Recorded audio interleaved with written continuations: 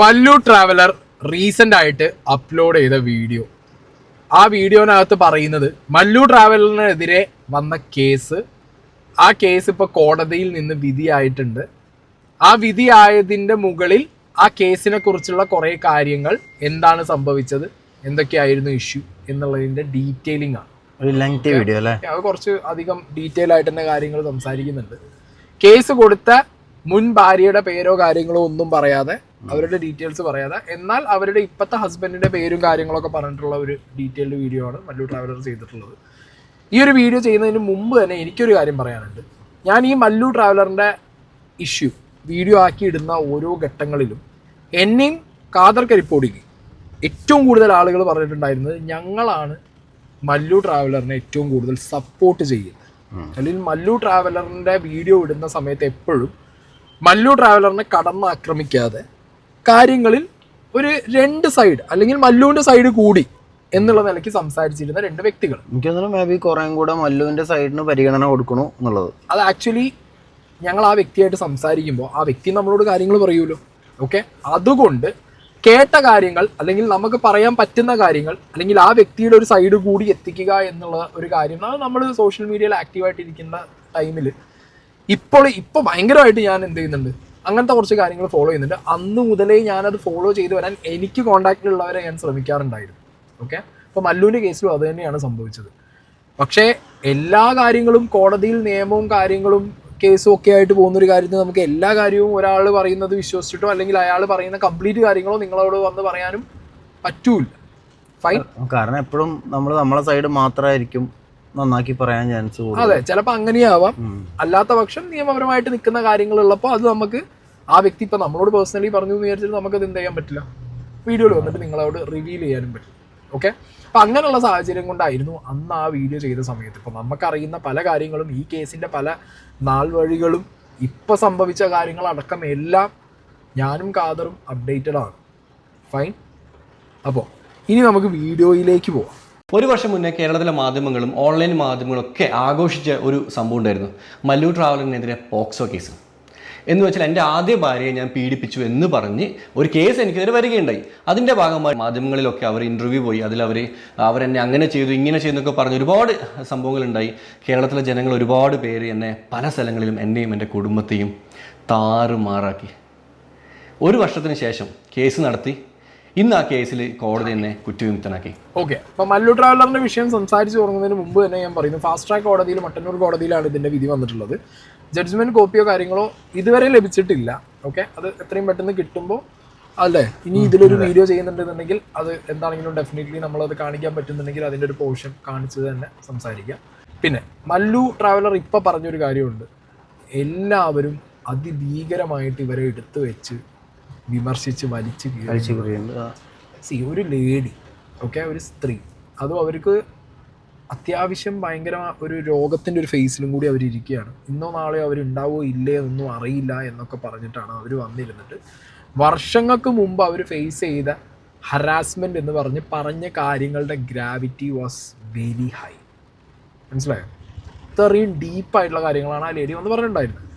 അങ്ങനെ ഒരു ലേഡി സൊസൈറ്റിയിൽ ഇങ്ങനൊരു കാര്യം അവരുടെ ഐഡൻറ്റിറ്റി മറച്ചു വെച്ച് പറഞ്ഞാൽ പോലും നമ്മൾ സ്ത്രീകൾക്ക് കൊടുക്കുന്ന ഒരു, സ്ത്രീ സുരക്ഷയ്ക്ക് കൊടുക്കുന്ന ഒരു മുൻഗണന, ഇമ്പോർട്ടൻസ് ഒക്കെ ഉണ്ട്.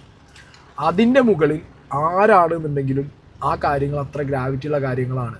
ഇപ്പോഴാണ് ഈ കേസ് തീർന്നപ്പോൾ അതിൻ്റെ ഒരു സൈഡ് നമുക്ക് മനസ്സിലാവുന്നത്. പക്ഷെ ആ സ്റ്റേജിൽ ആരാണെങ്കിലും ആ കാര്യങ്ങൾ എടുത്തു വെച്ച് സംസാരിക്കും. നോർമലി നമ്മളെ കേരളത്തിന്റെ ഒരു രീതി വെച്ചിട്ട് ഒരു ലേഡി വന്ന് സംസാരിച്ചു കഴിഞ്ഞാൽ എങ്ങനെയാലും കുറച്ച് പരിഗണന നമ്മൾ കൂടുതൽ കൊടുക്കാറുണ്ട്.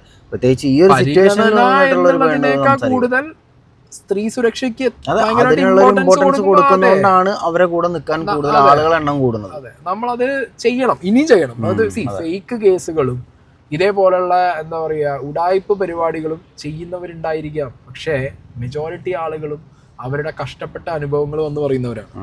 അപ്പൊ നമ്മള് എല്ലാം അപ്പൊ അങ്ങനെ എല്ലാം ഇങ്ങനെയല്ലേ എന്ന് നോക്കിക്കഴിഞ്ഞു കഴിഞ്ഞാൽ സൊസൈറ്റിയിൽ അതൊരു വല്ലാത്തൊരു മോശം സിറ്റുവേഷനിലേക്ക് പോകേണ്ട ഒരു അവസ്ഥ വരുന്നത് കൊണ്ട് തന്നെ ഇതേപോലുള്ള കള്ളത്തരങ്ങളാണ് എന്നുള്ളത് തെളിഞ്ഞു കഴിഞ്ഞാൽ അതിലും നിയമപരമായിട്ട് എന്ത് ചെയ്യണം, കാര്യങ്ങൾ മുന്നോട്ട് കൊണ്ടുപോയി അതിലൊരു മാതൃകാപരമായിട്ടുള്ള കാര്യം തീർപ്പാക്കി കോടതി നിയമം ഇവിടെ കാണിച്ചു തരണം.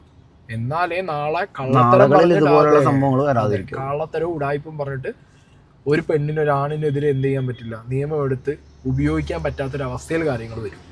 ഓക്കെ, ഇനീഷ്യൽ സ്റ്റേജിൽ ആദ്യം തന്നെ അനുഭവിച്ച പ്രശ്നങ്ങളാണ് പറയുന്നത്. ഈ ഒരു കേസ് വന്ന സ്റ്റേജിൽ അനുഭവിച്ച പ്രശ്നങ്ങൾ. 2012 ഞാൻ കല്യാണം കഴിക്കുന്നത്.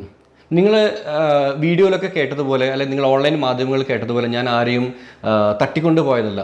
2 വീട്ടുകാരും ഒരുമിച്ചിരുന്നു കൊണ്ട് നിക്കാഹ് നടത്തിയിട്ടാണ് ഞാൻ കല്യാണം കഴിച്ചത്. അവരുടെ കുടുംബത്തിന് ഒരു ഉപ്പയുണ്ടായിരുന്നു, കുടുംബക്കാരുണ്ടായിരുന്നു, പള്ളിക്കാരുണ്ടായിരുന്നു, പള്ളിയിൽ നിന്ന് ബുക്കൊക്കെ കൊണ്ടുവന്നു.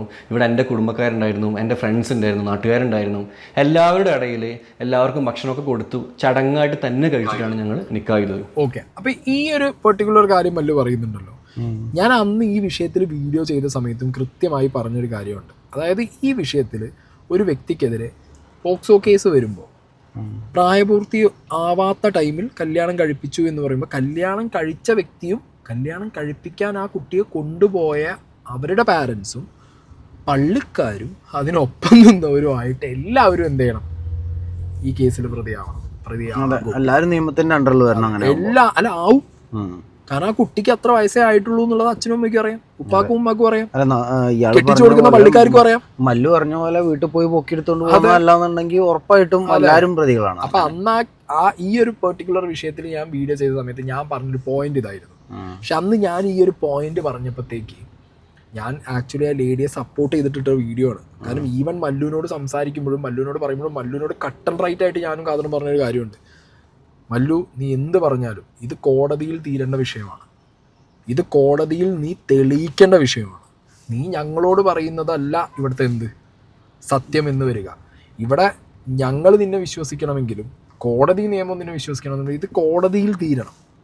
മനസ്സിലായോ? അവിടുന്ന് നീ എന്ത് ചെയ്യണം, ഈ കേസിൽ പ്രതിയല്ല എന്ന് പറഞ്ഞിട്ട് വരണം.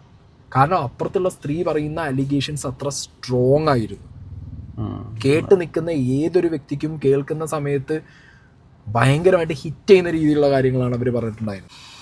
അപ്പോൾ അവർ വന്നിരുന്ന് പറഞ്ഞതും ഇവിടുത്തെ പ്രമുഖ മീഡിയയിലാണ്.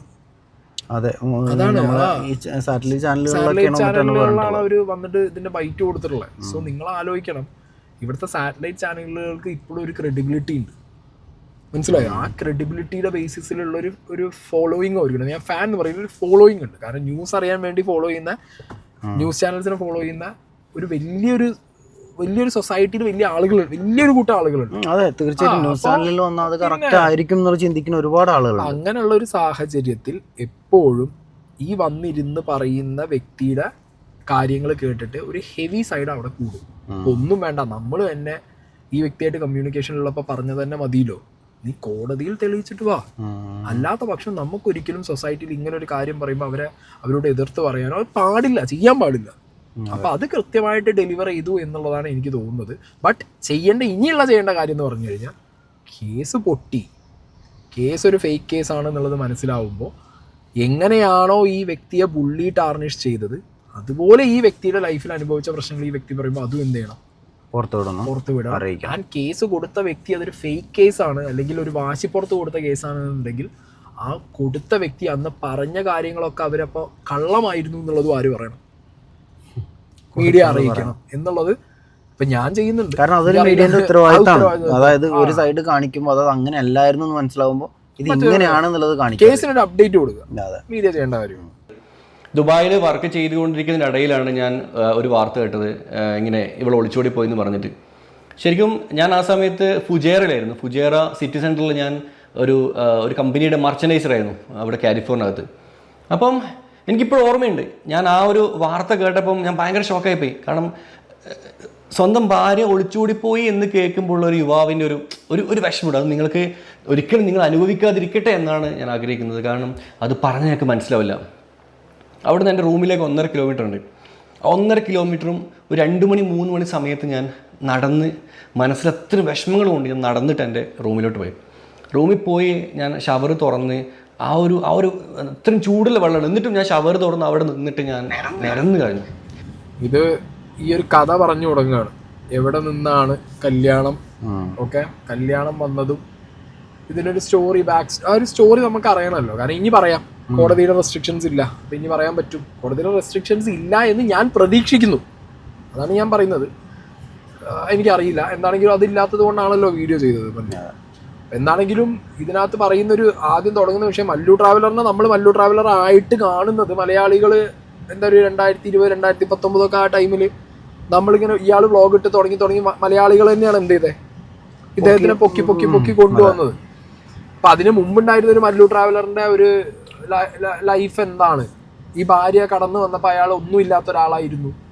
അയാളുടെ ജോലി, അയാളുടെ ഒന്നുമില്ലായ്മ, കടന്നു വരുന്ന ലേഡിയുടെ എന്താ പറയുക ഫിനാൻഷ്യൽ ബാക്ക്ഗ്രൗണ്ട് എല്ലാം കൂടി നോക്കുന്ന സമയത്ത് ഈ വ്യക്തിക്ക് ആ ലേഡിയെ നോക്കണം എന്നുണ്ടെന്നുണ്ടെങ്കിൽ നല്ല രീതിയിൽ ജോലി എടുത്ത് മുന്നോട്ട് പോയി ചെയ്യേണ്ട കാര്യങ്ങൾ. അങ്ങനെ ഒരാണിൻ്റെ ഒരു കോമൺ അല്ലേ, ഒരു സാധാരണ മനുഷ്യൻ്റെ ജീവിതത്തിൽ ഒരാണിൻ്റെ സ്ട്രഗിൾ, അതൊരു പ്രവാസിയായ ആണിൻ്റെ സ്ട്രഗിളും ആ സ്ട്രഗിളിൻ്റെ കൂട്ടത്തിൽ ഇതേപോലെ കല്യാണം കഴിച്ച ലേഡി വേറൊരാളുടെ ഒപ്പം പോയി എന്ന് അറിയുമ്പോഴുള്ള ഇമോഷൻസും അതൊക്കെയാണ് മല്ലു അവിടെ കാര്യങ്ങൾ പറഞ്ഞു വെക്കുന്നത്. If I am not wrong ഇതേ കാര്യങ്ങളാണ് 2 വർഷങ്ങൾക്ക് മുമ്പ് ഖാദർ കരിപ്പോടിയുടെ ചാനലിലും മല്ലു ട്രാവലർ വന്നിരുന്ന് പറഞ്ഞ സെയിം കാര്യങ്ങൾ. ഓക്കെ, നാട്ടിൽ വന്നപ്പോഴാണ് അറിയുന്നത് ആദ്യഭാര്യ എന്ന് പറയുന്ന വ്യക്തി അവളെ എൻ്റെ വീട്ടിൽ താമസിക്കുമ്പം എല്ലാ ദിവസവും രാത്രി കാലങ്ങളിൽ എനിക്ക് ഫോൺ ചെയ്യും. പക്ഷെ ഞാനല്ല സംസാരിക്കുന്നത്. അവളെ കുടുംബത്തിൽ തന്നെ ഒരു അഷി എന്ന് പറയുന്ന യുവാവുണ്ട്. അവളെ കുടുംബക്കാരനാണ്. അപ്പോഴാണ് ഈ വാട്സപ്പ് ഗ്രൂപ്പുകളൊക്കെ വന്നത്. ഈ അഷിയുമായിട്ട് അവൾ പ്രണയബന്ധത്തിൽ ഏർപ്പെടുകയും അഷിയോട് അവൾ പറഞ്ഞത് ഞാൻ അവളെ നോക്കുന്നില്ല, ഞാൻ അവളെ ഉപദ്രവിക്കലാണെന്നൊക്കെ പറഞ്ഞിട്ട് ആ പയ്യനെ കറക്കി കുത്തി അങ്ങനെ അവൻ എന്നോട് റിവെഞ്ച് തീർക്കാവുന്നതുപോലെ അവൻ അവളെയും കൊണ്ട് ഒളിച്ചോടിയും. അവൻ അന്ന് അയച്ച വാട്സപ്പ് മെസ്സേജുകൾ കംപ്ലീറ്റ് എൻ്റെ മൊബൈലുണ്ട്, അവൻ്റെ നമ്പർ അടക്കം. അതുകൊണ്ട് ഒരിക്കലും അഷി എന്ന് പറയുന്ന വ്യക്തിക്ക് ഈ വിഷയത്തിൽ അത് റിജക്റ്റ് ചെയ്യാൻ പറ്റില്ല. എൻ്റെ അടുത്ത് എവിഡൻസ് ഉണ്ട് ഞാൻ പറയുന്ന കാര്യങ്ങൾക്കൊക്കെ. അവൻ എന്നെ വെല്ലുവിളിക്കായിരുന്നു, നിൻ്റെ ഭാര്യയെ ഞാൻ തട്ടിക്കൊണ്ട് പോയടാ, നിനക്ക് എന്താണ് ചെയ്യാൻ പറ്റുക, നീ ചെയ്യ്. ഞാൻ പറഞ്ഞു മോനെ നീ തെറ്റിദ്ധരിച്ചിട്ടാണ്, പ്ലീസ് എനിക്ക് കൊണ്ടെത്താൻ, എനിക്കൊരു മോനുണ്ട്. ഞാൻ അവൻ്റെ കൈയും കാലും പിടിച്ച് പറഞ്ഞു, പക്ഷെ അവൻ കേട്ടില്ല. അന്ന് ഞാൻ ഇവളെ വിളിച്ച് സംസാരിച്ചു. ഈ ആദ്യ ഭാര്യ ഞാൻ വിളിച്ച് സംസാരിച്ചു.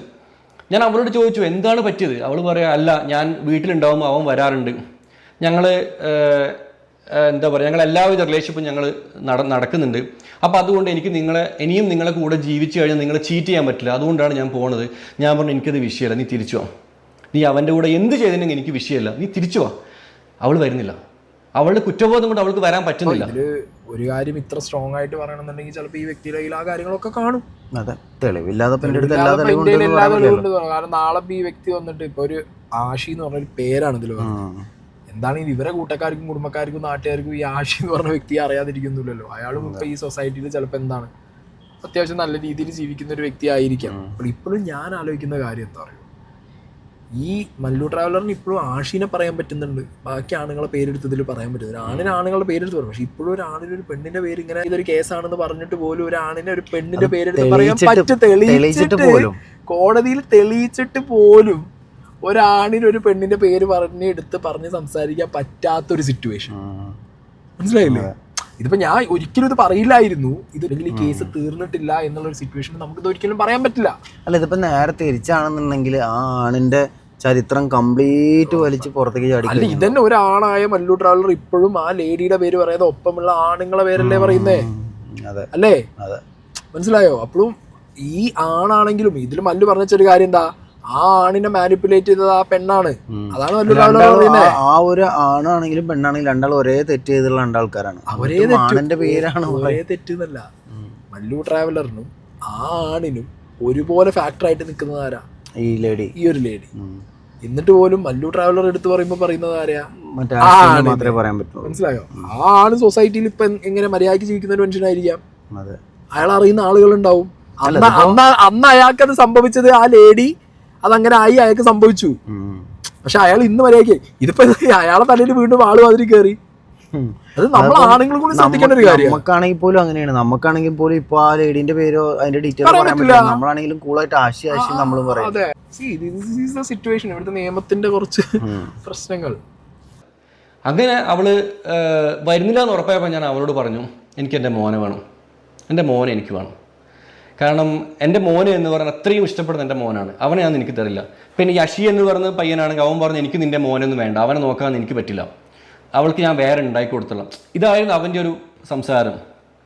അന്ന് രാത്രി ഞാൻ എൻ്റെ ആദ്യ ഭാര്യയോട് സംസാരിച്ച ഒരു 15-20 മിനിറ്റോളം ലെങ്ത്തിലെ കോൾ റെക്കോർഡ്സ് എൻ്റെ കയ്യിലുണ്ട്. ഞാൻ സേവ് ചെയ്ത് വെച്ചിട്ടുണ്ട്. എപ്പോഴെങ്കിലും എൻ്റെ മോന് വളർന്നു കഴിഞ്ഞാൽ അവൻ ചോദിക്കും അവന് കാണിക്കാൻ വേണ്ടി ഞാൻ എല്ലാം സേവ് ചെയ്ത് വെച്ചിട്ടുണ്ട്. എല്ലാം ഉണ്ട്. അപ്പോൾ ഇല്ലാണ്ട് ഇപ്പോൾ ഞാനൊരു കാര്യം പറയാം, മല്ലു ട്രാവലർ എന്ന് പറഞ്ഞ വ്യക്തി മകനോട് എങ്ങനെ അല്ലെങ്കിൽ മകൻ്റെ അടുത്ത് എങ്ങനെയെന്നുള്ളത് കൃത്യമായിട്ട് ഞാനുള്ള സമയങ്ങളിൽ ഞാനത് എന്ത് ചെയ്തിട്ടുണ്ട്, അതൊന്നിങ്ങനെ നോക്കിയിട്ടുണ്ട്. കാരണം മല്ലു കൊടുക്കുന്ന മകന് കൊടുക്കുന്ന ഒരു കെയർ അത് ഉള്ളത് ഭയങ്കരമാണ്. അത് നമ്മൾ പറയാതിരിക്കാൻ പറ്റില്ല. കാരണം ഞാനത് കണ്ട് അറിഞ്ഞത് നമ്മൾ തന്നെ പലവട്ടം നമ്മൾ എക്സ്പീരിയൻസ് ചെയ്തിട്ടുണ്ട്. പല മക്കളും ആഗ്രഹിക്കുന്ന രീതിയിലുള്ള ഒരു കെയറിങ് മല്ലുവിന്റെ മകന് കൊടുത്തിട്ടുണ്ട്, 2 മക്കൾക്കും ഒരുപോലെ കൊടുത്തിട്ടുണ്ട്. അപ്പോൾ ഇയാള് നാളെ പ്രതീക്ഷിക്കുന്നുണ്ടാവാം, നാളെ മക്കളാണ്, വളർന്നു വരുന്ന മക്കളാണ്, സോഷ്യൽ മീഡിയയിൽ ആക്റ്റീവ് ആയിട്ടുള്ള ഒരു പാരൻ്റാണ് രണ്ടുപേരും. ഇപ്പോൾ ഉള്ള ഉമ്മയാണെങ്കിലും ഉപ്പയാണെന്നുണ്ടെങ്കിലും ഒക്കെ സോഷ്യൽ മീഡിയയിൽ വളരെ ആക്റ്റീവാണ്. ഈ പയ്യൻ വളർന്നു വരുമ്പോൾ നാളുകളിൽ ഈ പ്രശ്നങ്ങളൊക്കെ അവൻ്റെ മുന്നിലേക്ക് വരാം. ഓക്കെ, ബയോളജിക്കൽ മദർ ആണെങ്കിലും സോഷ്യൽ മീഡിയയിൽ വളരെ ആക്റ്റീവാണ് ഇപ്പോൾ. അപ്പം അങ്ങനത്തെയൊക്കെ സാഹചര്യങ്ങളിൽ ഇത് അവനിലേക്ക് എത്താൻ ഭയങ്കര ഈസിയാണ്. പണ്ടത്തെ പോലെ അല്ല. പണ്ടെങ്ങനെയാണ് ഏതെങ്കിലും ഒരു വയറ്റാട്ടി വരണം എന്നിട്ട് വേണം പറയാൻ മോനെ നിന്നെ വളർത്തിയത്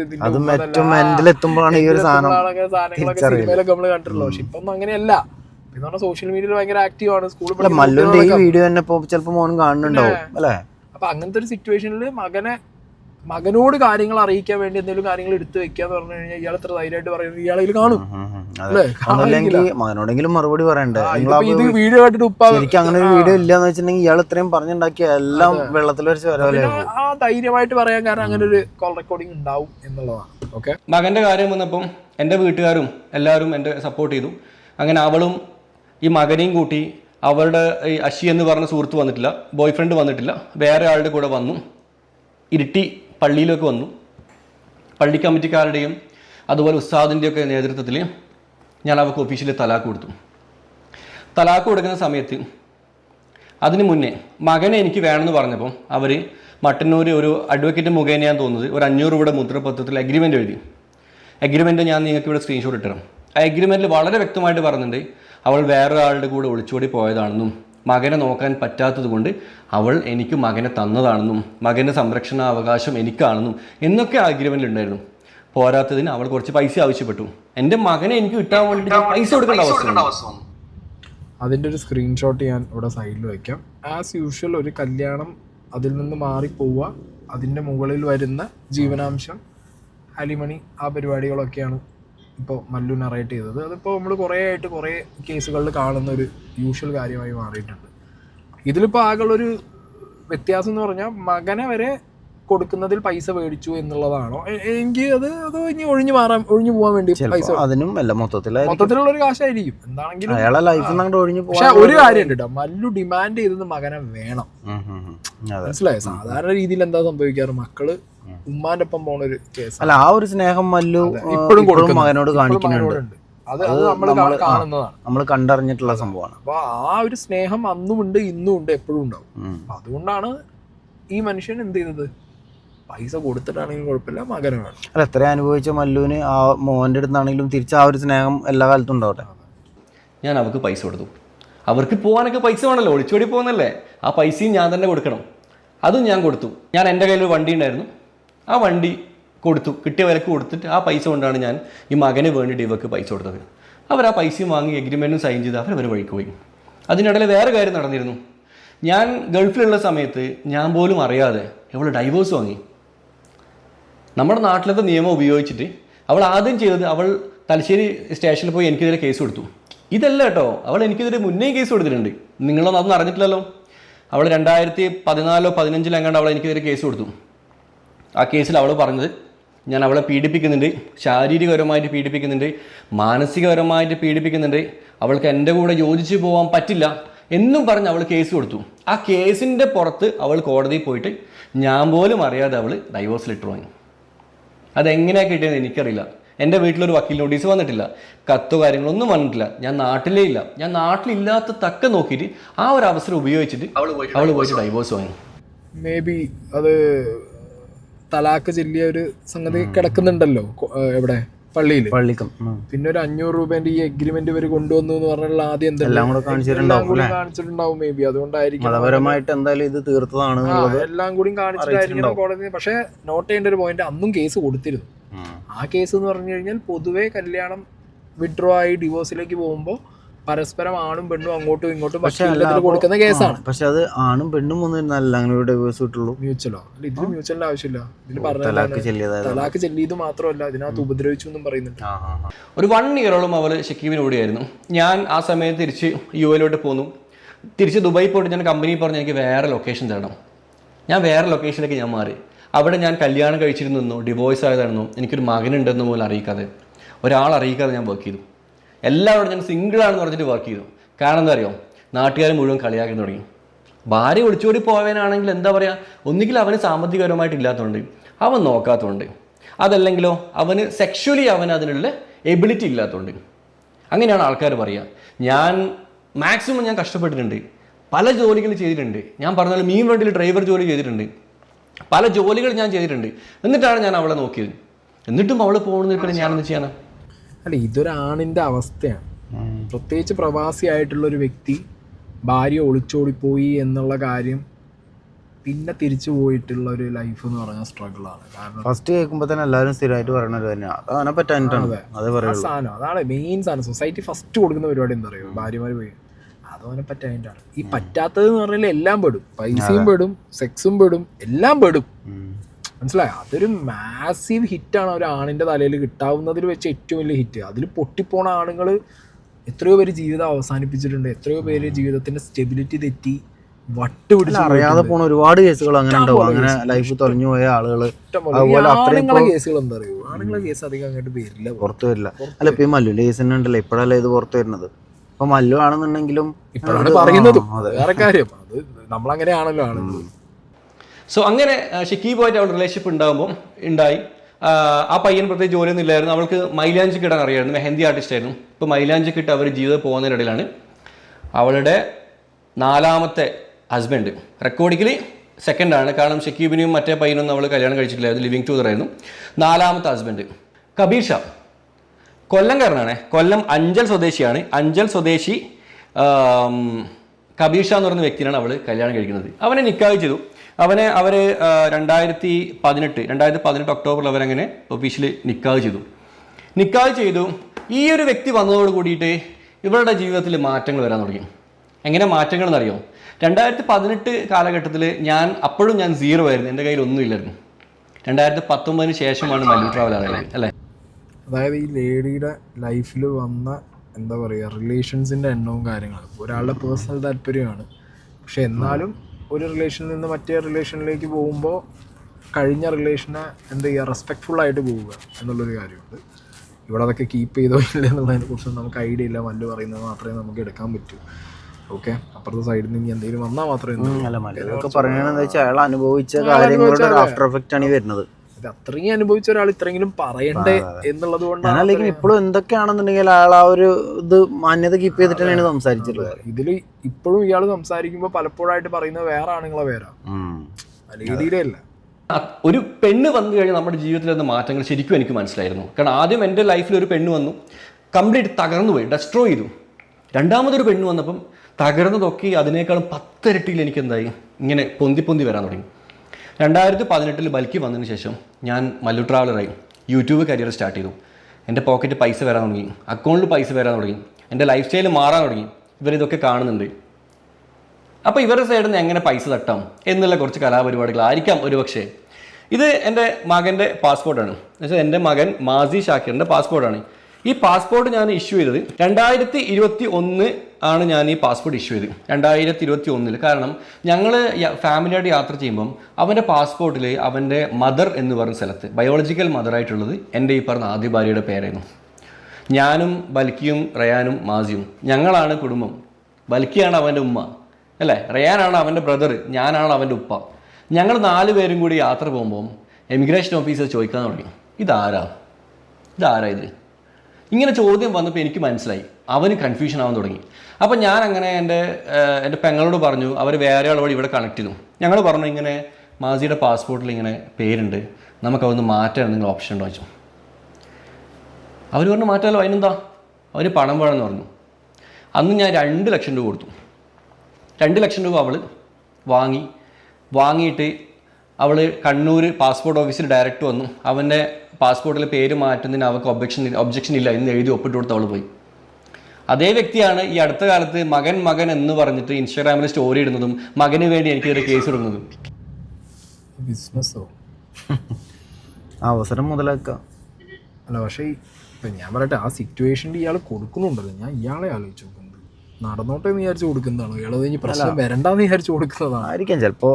ഇതിലും ഞാൻ മനസ്സിലാക്കണ മോനോടുള്ള ഒരു സ്നേഹമാവും, എന്തിൻ്റെങ്കിലുമൊക്കെ പേരിൽ മോൻ അകന്ന് പോകണ്ടെന്നൊക്കെ വിചാരിച്ചിട്ടായിരിക്കും. മാത്രല്ല അതൊരു മകൻ അല്ലെങ്കിൽ ഇങ്ങനെ ചോദിക്കൂല. ഇപ്പൊ പറഞ്ഞൊരു വലിയ കാര്യം എന്ന് പറഞ്ഞു കഴിഞ്ഞാൽ എല്ലായിടത്തും പോയിട്ട് ഇത് ചോദിക്കുമ്പോൾ മകൻ വളർന്നുകൊണ്ടിരിക്കുകയാണ്, മകൻ ഇങ്ങനെ ഒരു ഫീലിംഗ് വരണ്ട എന്ന് വിചാരിച്ചിട്ട് എന്ത് കോംപ്രമൈസ് ആണെങ്കിലും ചെയ്യാം. അതിനെ ചാൻസ് ഉള്ളൂ. കുറച്ച് കഴിയുമ്പോൾ നമുക്ക് തന്നെ ഒരു കൺഫ്യൂഷൻ വരാൻ, കുട്ടികൾക്ക് കൺഫ്യൂഷൻ വരില്ലേ, ഇയാൾ പറഞ്ഞത് കറക്റ്റ് അല്ലേ. അപ്പോൾ ഇങ്ങനെയാണ് കാര്യങ്ങൾ എന്നുള്ളത് മോശമാണ് അല്ലേ, വളരെ മോശം പരിപാടിയായിട്ട്.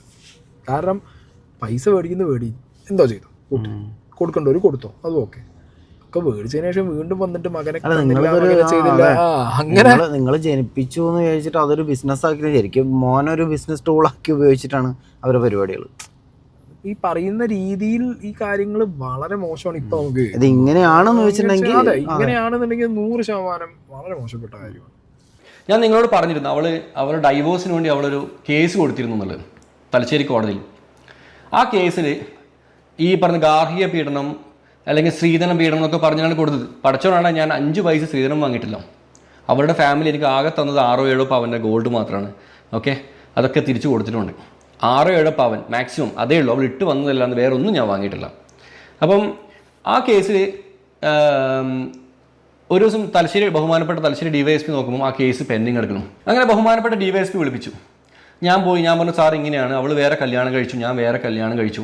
അപ്പോൾ ഒരു 4-5 വർഷം മുന്നത്തെ ഒരു കേസാണ്, 2015 കൊടുത്ത കേസ്, 19 അവർ നോക്കുന്നത്. അപ്പം ഞാൻ എൻ്റെ പെങ്ങൾ വഴി പിന്നെ ഇവരെ കോൺടാക്ട് ചെയ്തു. അപ്പോൾ ആദ്യം ഇവർ പറഞ്ഞു ഞങ്ങൾ വരാം, പക്ഷേ ഞങ്ങൾക്ക് പൈസ വേണമെന്ന് പറഞ്ഞു. ആ കേസ് അവർ പിൻവലിക്കണമെങ്കിൽ അവർക്ക് പൈസ വേണം, അവർക്ക് വണ്ടിക്കൂലിയോ എവിടെ പോകാൻ വണ്ടിക്കൂലി വേണമെന്ന് പറഞ്ഞു. അന്നും എൻ്റെ അടുത്ത് ലക്ഷങ്ങൾ വാങ്ങി. അന്ന് എൻ്റെ അടുത്ത് പൈസ ഉണ്ട്. അന്ന് എൻ്റെ അടുത്ത് ഇവർ ഫസ്റ്റ് അവിടെയാണ് ഇവർ എൻ്റെ അടുത്ത് പൈസ വാങ്ങുന്നത്. അന്ന് പൈസ വാങ്ങി ഇവരെന്ത് ചെയ്തു, ആ കേസ് അവർ കോഷ് ചെയ്തു. അവർ പറഞ്ഞു പൈസ തന്ന് ഞങ്ങൾ കേസ് കോഷ് ചെയ്തോളൂ, ഞങ്ങൾക്ക് പ്രശ്നമൊന്നുമില്ല, ഞങ്ങൾക്ക് കുറച്ച് ചിലവുണ്ട്, ആ ചിലവ് നിങ്ങൾ നോക്കിയാൽ മതി എന്ന് പറഞ്ഞിട്ടാണ് അവരെ പൈസ വാങ്ങുന്നത്. ലക്ഷങ്ങൾ കൊടുത്തു, ക്യാഷായിട്ട് വാങ്ങിയിട്ട് പോയി അവർ ആ കേസ് കോഷ് ചെയ്തു. ആ കേസിൻ്റെ ജഡ്ജ്മെൻറ്റ് എൻ്റെ കയ്യിലുണ്ട്. എന്ന് വെച്ചാൽ ഈ 2023 അവർ കൊടുത്ത കേസിൻ്റെ ആദ്യത്തെ കേസ് അവർ 2015 ഓൾറെഡി കൊടുത്തിട്ടുണ്ട്. ആ കൊടുത്ത കേസാണ് അവർ പൈസ വാങ്ങിയിട്ട് അവർ അന്ന് സ്റ്റോപ്പ് ചെയ്തിട്ട് പോയത്. അതേ കേസാണ് പിന്നെയും അവർ ഇപ്പം വന്ന് രണ്ടാമതും കൊടുത്തത്. അതിൻ്റെ കൂടെ അവർ പോക്സോ കേസ് കൂടെ ആയിരുന്നു. അപ്പം മകനെ കിട്ടാൻ വേണ്ടി ഫസ്റ്റ് ഞാൻ അവർക്ക് പൈസ കൊടുത്തു. എൻ്റെ പേരിൽ കൊടുത്ത കള്ളക്കേസ് ഒഴിവാക്കാൻ വേണ്ടി പിന്നെയും ഞാൻ പൈസ കൊടുത്തു. എൻ്റെ മകൻ്റെ പാസ്പോർട്ടിൽ പേര് മാറ്റാൻ വേണ്ടി പിന്നെയും പൈസ കൊടുത്തു.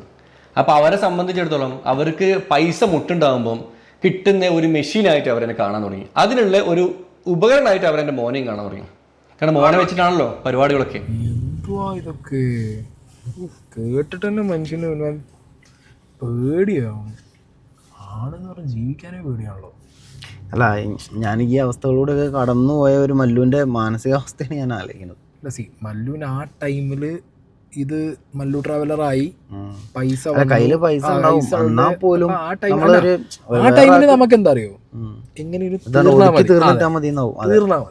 കാരണം കാശുണ്ട്, കാശില്ലെങ്കിലാണ് എന്ത് ചെയ്യുക, ഇതെങ്ങനെ വെറി ചെയ്യാം. അപ്പോഴാണ് നമുക്ക് മാനസിക പിരിമുറുക്കങ്ങളൊക്കെ വരുന്നത്. ഇപ്പൊ പൈസ കയ്യിലുണ്ടായി കഴിഞ്ഞാൽ ഈ പറഞ്ഞ പോലെ വലിയ ബുദ്ധിമുട്ട് വരില്ല. ഇവിടെ എനിക്ക് തോന്നുന്നത് കല്യാണം കഴിഞ്ഞ് ഫസ്റ്റ് മകനെ കിട്ടാനുള്ള ടൈമിൽ പൈസ ഇല്ല. അന്ന് മല്ലു ട്രാവലർ അല്ല, 2019 ശേഷമാണ് ആള് ശരിയായത്. അപ്പൊ പിന്നെ പാസ്പോർട്ടിന്റെ പൈസക്കും ഈ പറഞ്ഞ പണ്ട് കൊടുത്ത കേസ് മാറ്റാനുള്ള പൈസക്കും ആ പൈസ വലിയ എന്താ പറയാ മല്ലു ട്രാവലർ ആയതിനു ശേഷം എത്ര എന്താ അക്കൗണ്ട് ഒന്നും നമുക്കറിയില്ല. ബട്ട് ലക്ഷങ്ങൾ എന്ന് പറയുമ്പോൾ ഈ പറഞ്ഞ പോലെ ആ ടൈമിൽ അത് തീർന്നാൽ മതി എന്ന് മാത്രമേ. പക്ഷേ രണ്ടാമത് കിട്ടിയ കേസ്, ഇതിപ്പോ ഏത് കേസിലാണോ വിധി വന്നിട്ട് ഇവിടെ വന്നിരിക്കുന്നത്, ആ കേസ് മല്ലുവിൻ്റെ അത് സ്ട്രഗിളിങ് ആണെന്നുള്ളത് എനിക്ക് നന്നായിട്ട് അറിയാം. അതാണ് ഓൾ ബേസിസ്. ഓക്കെ, അങ്ങനെ സ്ട്രഗിൾ ചെയ്തിട്ടുണ്ട്. ആ ടൈമിൽ ഇതൊക്കെ നിങ്ങൾ പറഞ്ഞ പോലെ ഹിറ്റാണ്, ഭയങ്കര ഹിറ്റ്. എങ്ങനെയാണ് ഈ കേസ് വന്നത്, അതാണ് പറയാൻ പോണത്. ഈ കേസ് വരാനുള്ള ഒരു കാരണമായിട്ട് അവർ കാണുന്നത്, 2 വർഷം മുന്നേ ഞാൻ നമ്മുടെ ഖാദർ കൊരിപ്പടിൻ്റെ പബ്ലിക് കേരള എന്ന് പറഞ്ഞ ചാനലിൽ ഞാനൊരു ഇൻ്റർവ്യൂവിന് പോയി. ഞാൻ ബൈക്ക് റൈഡ് ചെയ്തിട്ട് മംഗലാപുരത്തും കണ്ട് വരുന്ന വഴിക്കാണ് ഖാദർ എന്നോട് പറഞ്ഞു, ബ്രോ നമുക്ക് ഇൻ്റർവ്യൂ എടുക്കാമെന്ന് പറഞ്ഞു. ഞാൻ പറഞ്ഞു ഓക്കെ ബ്രോ എടുക്കാം. അങ്ങനെ ഞാൻ അവിടെ ഇരുന്നു. ഖാദർ എന്നുള്ള വ്യക്തി എന്ന് പറയുമ്പോൾ അവൻ്റെ കൂടെ ഇൻ്റർവ്യൂ എടുത്താൽ അവൻ നമ്മുടെ ഉള്ളിലൊക്കെ അവൻ എടുക്കും. കാരണം അവൻ ആ ഒരു പവർ ഉണ്ട്, അവനൊരു പക്ക ഒരു പ്രൊഫഷണൽ ഒരു എന്താ പറയുക ഒരു ജേർണലിസ്റ്റിൻ്റെ ഒരു ഇതുണ്ട് അവന്. അപ്പോൾ അവൻ എന്നോട് കാര്യങ്ങൾ ചോദിച്ചു. ഞാൻ ഈ ഒരു മൂഡിലുള്ളത്, എൻ്റെ ഉള്ളിൽ നിന്നൊക്കെ ഇങ്ങനെ വന്നു, എൻ്റെ കണ്ണൊക്കെ നിറഞ്ഞു, എൻ്റെ പഴയ കാര്യങ്ങളൊക്കെ ആലോചിച്ച് ഉള്ളിൽ നിന്നൊക്കെ ഇങ്ങനെ വന്നു. അവൻ അതൊക്കെ എടുത്ത് എഡിറ്റ് തന്നെ കയറ്റി ആ സാധനം റീച്ചായി. ഈ വീഡിയോ കണ്ടപ്പം ഇവർക്ക് ചെറിയൊരു പ്രശ്നം വന്നു. കാരണം ഞാൻ അതിൽ പറയുന്നത് അവളെ ഒളിച്ചോടിയതാണ്. പക്ഷെ അവരത് അക്സെപ്റ്റ് ചെയ്യുന്നില്ല. അവർ പറയുന്നത് ഒളിച്ചോടിയിട്ടില്ല, അത് കള്ളത്തരാന്ന് പറയുന്നത്. എൻ്റെ അടുത്ത് എഗ്രിമെൻ്റ് എൻ്റെ കയ്യിലുണ്ട്, അവൾ എനിക്ക് എഴുതി ഒപ്പിട്ടുന്നത്. അവരുടെ കോൾ സംഭാഷണങ്ങളുണ്ട്, എല്ലാം ഉണ്ട്. പക്ഷെ അവരത് പിന്നെയും അത് എതിർത്തുകൊണ്ട് എന്നെ വെല്ലുവിളിച്ചു. ഒരു ദിവസം എൻ്റെ പെങ്ങളെ വിളിച്ചിട്ട് എന്നെ അവർ വെച്ചേക്കില്ല, എന്നെ അവർ തീർത്തിടന്നൊക്കെ പറഞ്ഞ് അവർ ഭീഷണിപ്പെടുത്തി. ഞാൻ ആ വീഡിയോ ചെയ്തുകൊണ്ട് അവളല്ല, അവളുടെ ഭർത്താവ്, ഈ പറഞ്ഞ കബീർ ഷാ എന്ന് പറഞ്ഞ അവനാണ് ഈ ഒരു കഥയുടെ നായകൻ എന്ന് പറഞ്ഞത്. അവനാണ് എനിക്കെതിരെ അന്ന് ഈ വെല്ലുവിളി നടത്തുന്നത്. ഇപ്പോഴുള്ള ഇവരുടെ ഈ ഹസ്ബൻഡിനെ മല്ലു എടുത്തെടുത്ത് പറയണമെന്നുണ്ടെങ്കിൽ അയാളാണ് മാസ്റ്റർ മൈൻഡ് എന്നുള്ളത് മനസ്സിലായിട്ടായിരിക്കണം അല്ലേ? അതെ. ഇതിൽ വേറൊരു ഇത് എന്നൊക്കെ തോന്നുന്നുണ്ടോ? ഈ പറഞ്ഞ സംഗതി ഇല്ലേ, ഈ കേസിന്റെ ഇപ്പൊ വന്ന കേസിന്റെ കാദറിന്റെ ഒപ്പം ചെയ്ത വീഡിയോന്റെ ആ സംഗതി, ആ വർഷങ്ങൾക്ക് ശേഷം കേസ് കൊടുക്കാം. ആ ട്രോമ ചിലപ്പോൾ മാറാത്തപ്പോൾ ഇഷ്ടംപോലെ ആൾക്കാരുണ്ട് കേട്ടോ വർഷങ്ങൾക്ക് ശേഷം വന്ന് കേസ് കൊടുക്കുന്നത്. പക്ഷെ ഇന്റർവ്യൂ കണ്ട ബേസിസിൽ കേസ് കൊടുക്കാനാണെന്നുണ്ടെങ്കിൽ 2 വർഷം എടുക്കുമോ? ഇന്റർവ്യൂ കണ്ടതിന്റെ പേരിൽ മാത്രം ആവണമെന്നില്ല. എനിക്ക് ഇന്റർവ്യൂ കണ്ട പേരിലാണെന്നുണ്ടെങ്കിൽ എത്രയും പെട്ടെന്ന് കേസ് കൊടുക്കാൻ നോക്കും. അത് ഇന്ന ദിവസം അങ്ങനെ ഒരു സാധനം വന്നിട്ടുണ്ട്, ഇതിങ്ങനെയല്ല. കേസ് വന്ന് 2023 ഒക്ടോബറിലെങ്ങാണ്ടാണ് മല്ലുവിനെതിരെ കേസ് വന്നത്. ഖാദറിന്റെ ഇന്റർവ്യൂ കഴിഞ്ഞിട്ടായി ആ ഒരു കേസിലേക്കുള്ള ദൂരം അത് എത്രയാന്നുള്ളത് നമുക്ക് എന്ത് ചെയ്യണം, നോക്കേണ്ടിയിരിക്കുന്നു. അത് പറയാൻ പറ്റില്ല. അതിന്റെ ഇടയിൽ മല്ലുവിനായിട്ട് സംസാരങ്ങളും കാര്യങ്ങളൊക്കെ നടന്നിട്ടുണ്ടെങ്കിലോ, ഇങ്ങനെയാണോ അത് നടന്നത്, ഞങ്ങൾ ഇങ്ങനെയാണെങ്കിൽ ചിലപ്പോൾ ഒരു സെറ്റിൽമെന്റിന് നോക്കിയിട്ടുണ്ടാവും. അവർ ഈ പറഞ്ഞ ഇങ്ങനെ പലവട്ടം ക്യാഷ് മേടിക്കാൻ നോക്കിയ ആൾക്കാരായതുകൊണ്ട് ഇവർ പറഞ്ഞിട്ടുണ്ടാവും ഞങ്ങളിത് ഇങ്ങനെയാണെങ്കിൽ കേസ് കൊടുക്കും, അപ്പോൾ ക്യാഷ് വേണം. ചിലപ്പോൾ മല്ലു കൊടുക്കാതിരുന്നുണ്ടാവും. അതൊക്കെ ആവും ഈ ടൈം പിടിച്ചിട്ടുണ്ടാവുക. അപ്പം എൻ്റെ പെങ്ങളുടെ ഭർത്താവാണ് സംസാരിച്ച്, പെങ്ങളുടെ ഭർത്താവ് പറഞ്ഞു നിങ്ങൾ എന്താവും ചെയ്തു എന്ന് പറഞ്ഞു. എൻ്റെ നമ്പർ വെച്ച് ഞാൻ എൻ്റെ നമ്പർ കൊടുക്കേണ്ട ആവശ്യമില്ല, അത് അവരെന്തെങ്കിലും ചെയ്തോട്ടെ എന്ന് പറഞ്ഞു. അറിയാമല്ലോ നിങ്ങൾക്ക്, ഈ അടുത്ത് എനിക്ക് ഒരു അലിഗേഷൻ വന്നിരുന്നു, വേറെ കേസ് വന്നിരുന്നു. അപ്പം ഞാൻ കാനഡയിലായിരുന്നു. അങ്ങനെ ഈ കേസുമായി ബന്ധപ്പെട്ട് നാട്ടിലെത്തി. അപ്പോൾ അതിലെനിക്ക് ജാമ്യം കിട്ടി. ആ ജാമ്യത്തിൽ ഒരു ക്ലോസ് ഉണ്ടായിരുന്നു. എന്താണെന്ന് വെച്ചാൽ വേറെ ഏതെങ്കിലും കേസിൽ FIR എനിക്കെതിരെ വന്നു കഴിഞ്ഞാൽ ഈ ജാമ്യാപേക്ഷ ജാമ്യം റദ്ദ് ചെയ്യും, ഉള്ളി കിടക്കേണ്ടിയിരുന്നു പറഞ്ഞിട്ട്. അപ്പോൾ ഇത് കണ്ടപ്പം ഓബിയസ്ലി നമുക്ക് ഒരുപാട് ഹേറ്റേഴ്സ് ഉണ്ടാവും, മണ്ടന്മാരാണ്. അതാണ് ഏറ്റവും വലിയ കോമഡി. അവർ എന്നെ തകർക്കാൻ വേണ്ടിയിട്ട് ഫണ്ട് ഇറക്കി അല്ലെങ്കിൽ അങ്ങനെയൊക്കെ ആയിട്ട് അവർ നല്ല പൈസ ഒക്കെ ഇറക്കിയിട്ട് എന്നെ തകർക്കാൻ വേണ്ടി കളിച്ച ആൾക്കാരാണ്. അപ്പം ഇവരെന്താ കണ്ടെത്തി വെച്ചാൽ എനിക്ക് വേണ്ടി കേസുകൾ തപ്പാൻ തുടങ്ങി. അപ്പോഴാണ് എൻ്റെ ഒരു ആദ്യ ഭാര്യയുടെ ഒരു സ്റ്റോറി ഇവർ കാണുന്നത്. ഈ ആദ്യ ഭാര്യയുടെ ഭർത്താവ് കൊല്ലംകാരനാണ്, അഞ്ചൽ സ്വദേശിയാണ്. ഈ ഒരു പരിപാടികൾക്കെല്ലാം ചുക്കാൻ പിടിച്ചവരും കൊല്ലംകാരനാണ്. എനിക്കറിയാം ആരാണെന്ന് ഞങ്ങൾക്കറിയാം. അങ്ങനെ ഇവർ തമ്മിൽ കണക്റ്റായി. പിന്നെ ഈ മുന്നത്തെ കേസിലുള്ള ഒരു പയ്യനുണ്ട്, ഒരു കാസർഗോഡൻ പയ്യനുണ്ട്. അവന് ഈ ആദ്യ ഭാര്യയുടെ വിളിച്ച് അവരൊരു ടൈപ്പായി. അവരാണെങ്കിൽ ആ സമയത്ത് ചികിത്സക്കൊക്കെ പൈസക്കൊക്കെ വേണ്ടി നിൽക്കുന്ന ടൈമായിരുന്നു. അപ്പോൾ അവരുടെ ചികിത്സയൊക്കെ അവർ ഓഫർ ചെയ്തു. അതിൽ അവർ കൊടുത്ത വിൻ എന്താണെന്ന് വെച്ചാൽ മല്ലു ട്രാവലറിനെതിരെ കേസ് കൊടുക്കണം. അതിൽ പോക്സോ കേസ് തന്നെ കൊടുക്കണം. പോക്സോ കേസ് കൊടുത്തിട്ട് മല്ലു ട്രാവലറിനെ അകത്തിടുക. അകത്തിട്ട് കഴിഞ്ഞാൽ മല്ലു അകത്താവും, നമ്മുടെ ശത്രു അകത്താവും. പകരം നിങ്ങൾക്ക് നമ്മൾ എന്ത് ചെയ്യും, നമ്മുടെ പ്ലാറ്റ്ഫോം വഴിയും നമ്മുടെ ഫ്രണ്ട്സ് വഴിയൊക്കെ നിങ്ങൾക്ക് ചികിത്സയ്ക്ക് വേണ്ടിയുള്ള പണപ്പിരിവ് നടത്തും. ഇതാണ് അവർക്കിടയിൽ ഉണ്ടായ ഡീൽ ഓഫ് ദ ഡീൽ. നല്ല ഡീല്. മല്ലുവിന് ഓൾറെഡി ഒരു കേസുള്ള കാര്യം ഇപ്പോഴും ആ കേസ് ക്ലോസ് ആയിട്ടില്ല കേട്ടോ. കേസിൻ്റെ ഡീറ്റെയിൽസ് ഒന്നും ഞാൻ പറയുന്നില്ല, നിങ്ങൾക്കൊക്കെ അറിയാം. ഒരു കേസുണ്ട് മല്ലുവിന്, ആ കേസിൻ്റെ കാര്യങ്ങൾ നടന്നുകൊണ്ടിരിക്കുന്നുണ്ട്. ആ കേസ് നടക്കുന്ന ടൈമിൽ തന്നെയാണ് മല്ലു പറഞ്ഞത് വെച്ച് നോക്കുമ്പോൾ ഈ കേസ് വന്നിട്ടുള്ളത്. ജാമ്യത്തിൽ ഇറങ്ങിയിരിക്കുമ്പോൾ തന്നെയാണ് ഇങ്ങനൊരു കേസ്, അതും ഇത്രയും ഗ്രാവിറ്റി കൂടിയൊരു കേസ്. മല്ലുവിൻ്റെ വേർഷനിൽ പറഞ്ഞാൽ ഇതിന് മുമ്പും ഇതേ കേസ് ഉണ്ടായിരുന്നു, പക്ഷെ അതിനകത്ത് പോക്സോ ഉണ്ടായിരുന്നില്ല. ഇപ്പോൾ പോക്സോ വന്നു. പുറത്തെ ആൾക്കാരെ ഉപദേശം കാരണമായിരിക്കും. അല്ല, വേറെയും കുറെ ആൾക്കാരെ പറയുന്നുണ്ട്, കൊല്ലംകാരനെ പറയുന്നുണ്ട്, കുറെ പേരെ പറയുന്നുണ്ട് മല്ലു. അതാരാ എന്താന്നുള്ളതൊക്കെ മല്ലുവിന് താല്പര്യം ഉണ്ടെങ്കിൽ മല്ലു പറയാം അല്ലേ. അത് മല്ലുവിൻ്റെ കയ്യിലാണ് ഇരിക്കുന്നത്. മല്ലുവിന് താല്പര്യം ഉണ്ടെങ്കിൽ ഇതിൽ വന്നു പോയവരെയൊക്കെ മല്ലുവിന് പറയാം. ഇതിനകത്ത് ഞാൻ പറഞ്ഞില്ല, ഒരു പ്ലാനിങ് നടന്നിട്ടുണ്ടെങ്കിൽ ഇപ്പം ഈ ലേഡിക്ക് വയ്യ, അതെനിക്ക് പറയാം. ഈ ലേഡിക്ക് വയ്യാത്തൊരു ലേഡിയാണ്.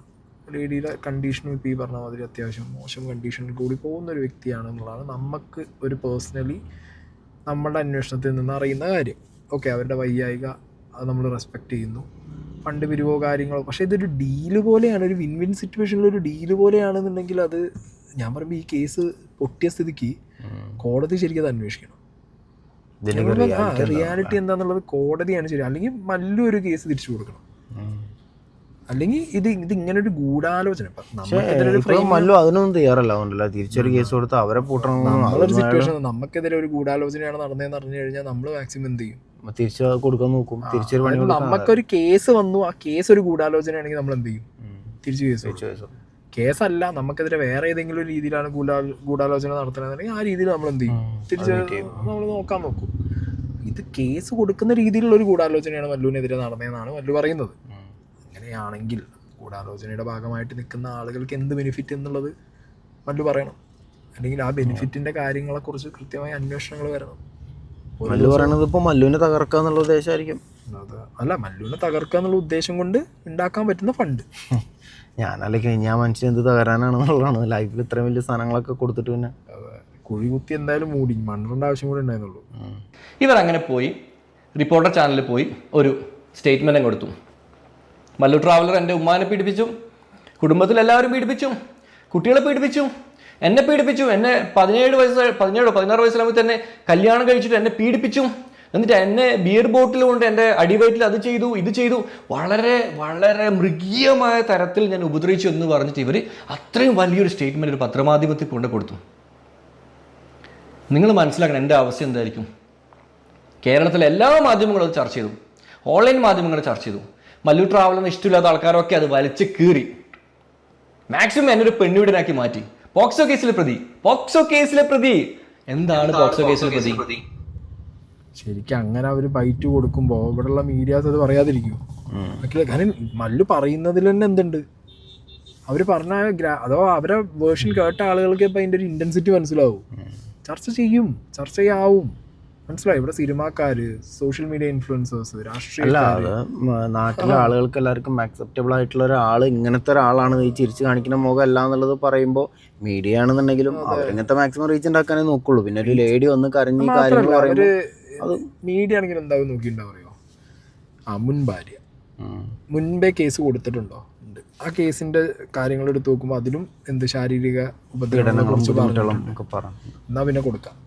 ഇത് ഈ അവരുടെ ഒരു ബേസിക് വേർഷൻ. ഇതിപ്പോൾ അല്ലാന്ന് അറിയുന്നത് കേസ് പൊളിഞ്ഞു കഴിഞ്ഞിട്ട് വരുമ്പോഴാണ്, മല്ലു സംസാരിക്കുമ്പോഴാണല്ലോ നമുക്ക് ഇതിന്റെ കോയിന്റെ അതർ സൈഡ് മനസ്സിലാവുന്നത്. ചെറിയ കുട്ടികളൊക്കെ പീഡിപ്പിച്ച ആൾക്കാരാണ് പോക്സോ കേസിലെ പ്രതി എന്ന് പറയാം അല്ലേ? എന്നെ അങ്ങനെ ആ ഒരു കേസിൽ പ്രതിയാക്കി. ഞാൻ ചെയ്ത തെറ്റെന്താ? ഒരു കല്യാണം കഴിച്ചു, അതും 18 വയസ്സായി എന്ന് ഞങ്ങളോട് പറഞ്ഞിട്ട് തന്നെയാണ് ഞങ്ങളെ കല്യാണം കഴിച്ചത്. ആ കല്യാണത്തിന് കൂട്ടുനിന്ന പള്ളിക്കാരുണ്ടല്ലോ, അവരോട് പറഞ്ഞത് 18 വയസ്സാണ്. 18 വയസ്സ് തികയാത്ത ഒരു പെണ്ണിനെ പള്ളിക്കാർക്ക് അറിയില്ലേ? അവർക്ക് കേസ് വരുന്നവർക്ക് അറിയില്ല, അവർ കെട്ടിച്ചെടുക്കാൻ നിൽക്കും.